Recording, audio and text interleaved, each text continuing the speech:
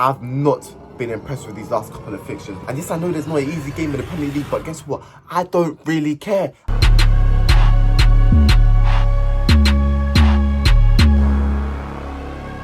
Welcome back to Man Them Talk Arsenal. I'm Therese, I'm trying to say, and you lot, I'm bringing energy to this one because for the first time in 2 weeks, I'm finally able to watch my team play again, bro, you know. And this one is going to be the match preview for our game on Saturday, 5:30 kickoff against Bournemouth at their ground, the Vitality Stadium. But before we get into this match preview, make sure to like, comment, subscribe, turn post notifications on to be notified every time we make a video. And let's get straight into this banger. Premier League football, it is finally back after a bore fest, yeah.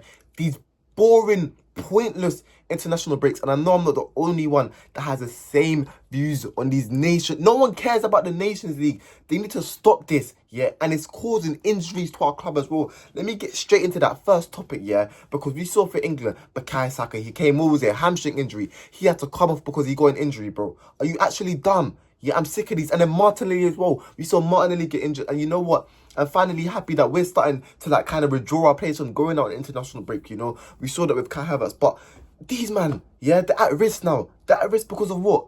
Actually, because of what? The Nation League means nothing, bro. I'm sick. I'm absolutely sick to death, bro. The pressure that they're putting on these players, the amount of games they're having to play week in, week out, bro. More than one game a week, bro. And then the training that we demand them with as well, bro. They're human beings. Let's not forget that. We are exhausting them. We are putting too much pressure on their body. And this is why we're getting so many injuries now. And thank God that the Bukayo Saka and Martinelli and Havertz injuries are not too serious. But there I say that. Yesterday, they weren't picturing the training. Let me tell you the people that weren't picturing the training, bro. It was Saka, Havertz, Ben White, Timber, Martinelli, and Zinchenko, and Tomiyasu, and another Tomiyasu injury. He apparently, reports are coming out saying that when he came on and played in the Southampton game, it's the same, what was it, knee injury or calf injury, I don't know, that was irritating him before. He's received the same injury and he's going to be out for another month. I can't lie, you lot. When are we going to have the Tomiyasu conversation? Is it time to cash in on him? Because he's not reliable, he's not fit. Availability is the best ability, bro. We can't keep on depending on him. Listen, he's quality when he comes on the pitch. Us as Arsenal fans, we all know that. But when is he ever on the pitch, bro? This guy's played one game this season and he's out for another month. I can't lie, it's getting ridiculous, man. But those are all of the names that are not fit, bro. You know, they were not in training yesterday. But yeah, Arteta came out in a press conference this morning saying that Saka, he should be available and he needs to kind of wait on the positive news for Martinelli and Kai Havertz. But you know what, he kind of keeps his cards close to his chest, you know, and then 9 times out of 10, they do feature in the games. But, you know, Ben White, Timber, Zinchenko as well, you know what I mean? They're kind of 50-50. They're touch and go. It's not guaranteed that they're going to play. They can play, but we're not sure yet, you know what I mean? And the injuries, they're starting to pick up. I'm not going to lie, especially like I said, with Tomiyasu out now. And I really do hope that either Timber and Ben White is back, because I do not want to see Partey play right back again, bro. I can't. I'm sorry. I cannot do it. Like, it has never worked out. It didn't work out last season, start of the year when we tried to play him there. And neither is it working out now. You know what I mean? I just can't see him play there. Listen, Partey's a midfielder. Stop this inverted nonsense, bro. Not every midfielder can play fullback, full stop. You know what I mean? So I need either Ben White or Timber fit, bro. Otherwise, I'm going to have to watch another 90 minutes with Partey flipping right back. But you know what?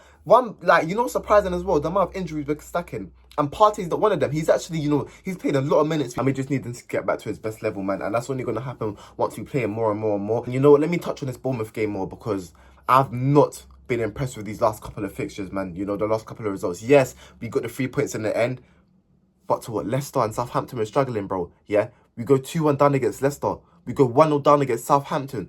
And in the Leicester game, we had chances to kill that game, but we just didn't kill it. In the Southampton game, we didn't have that much chances, but we still had 2-3 chances. You know, Sterling, you could have said he was guilty. Gabriel Jesus, he was all over the gaff, bro. He couldn't do anything, you know what I mean? And then we go out and we concede one stupid goal. And for me, in them 2 games, in the match previews, if you watch them, I said we have to keep a clean sheet. And in this one, I'm going to reiterate again, we have to keep a clean sheet in this game. I'm sorry. And yes, I know there's not an easy game in the Premier League, but guess what? I don't really care. I expect us to get 3 points against Leicester, Southampton. Yes, we did, but I don't expect us to struggle, bro. These are 2 teams that have come up from relegation, yeah? And yes, Bournemouth, they've actually looked really, really good. Even though they're not doing a great, like, how do I even expect? They're 13th in the league right now, but they've had ups and downs. Like, they lost 1-0 to Leicester last time, but they've made some great comebacks. You know, Semenyo, he's he's a baller. And see, defensively, we have to be on it as well. They have a great attacking threat. And then Evan Nilsson, you know, he's kind of picking up his confidence now because he's scored his first Premier League goal for them. So yeah, we need to watch out for their attack, man. I'm not gonna lie, man. Semenyo, he is a player. And Fabrizio Romano is even coming out with links saying that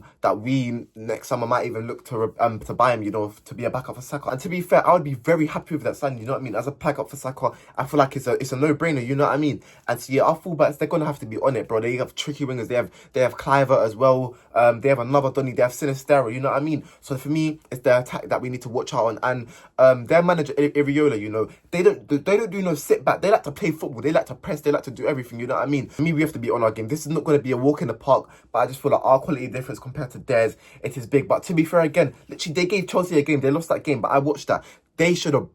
Like Evan Nilsson, he missed a penalty in the first half. You know what I mean? They should have won that game in the first half. It should have been done and dusted. So yeah, this Bournemouth team is a good team, but so is Arsenal, and that's what I'm trying to say. I'm trying to stop worrying about our opponents. I'm trying to believe in our qualities, and I believe this team, we can blow them away in the first half. But are we going to do it? That is the question. That is the ultimate question. Are we going to make silly mistakes? Are we going to concede a stupid goal? I don't want none of that. Absolute none of that, but I want this to be a breeze. We go there, we pick up 3 points. Last season, what did we do? Remember, we gave Havertz that pity penalty, yeah? That's the level that I want to see this game. I'm not going to lie. I want us to breeze past them, and I'm not going to accept anything less. I'm going to be so real with you lot, man. You know what? But let me get into the starting lineup, the lineup that I want to see. Of course, in goal, David Real. And arguably, he's one of the best keepers in the world right now, if not the best. You know what I mean? He's performing so well. He even went for Spain national duty. He played 180 minutes, got 2 clean sheets, you know what I mean? So he's performing so well right now, man. So yeah, in goal, of course, David Real. And then right back, See, it's like, what do you actually want me to do?